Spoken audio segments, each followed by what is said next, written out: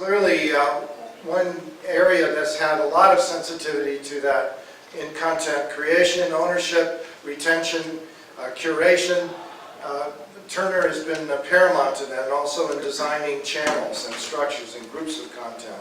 So we're going to first hear from Jim about some perspectives of challenges and opportunities. We're not only 2012, but we want to look beyond that as well. So a short horizon and long horizon view. So it's an interesting question, right? What are some of the challenges we're faced with today?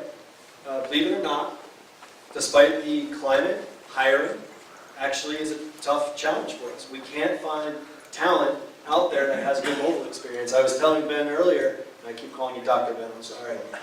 We have situations oftentimes where we'll have requirements for 10 to 15 years of mobile experience. Mobile hasn't been around long enough to have people with that amount of experience. So that's been one thing that we've been faced with. Authentication, that's another one. How many have seen the TV Everywhere product that we put out, right? So you authenticate through your cable provider to be able to watch CNN live streaming on your iPad. You guys like that? It's good, right? But will everybody go through the authentication steps? We don't know. We don't know. We already got some answers. No. Okay. No. So that's a big challenge for us. How do we get people to authenticate and take the video experience onto what is actually becoming, this is the first screen. Not now, but a decade from now, we'll be referring to the iPad or whatever it becomes 10 years from now as the first screen. But we're not there yet. Linear still dominates, and so what we have to figure out from a mobile video perspective, using rich media, pre-roll, mid-roll, post-roll, is how do we use mobile video to drive the users back to the linear, and then back to the mobile, and then back to linear, and keep them engaged, going back and forth, and upping those impressions. How do we get that cycle going? That's been one of our major challenges. We're going to work with the cable providers to understand what will be tolerated and what won't be tolerated.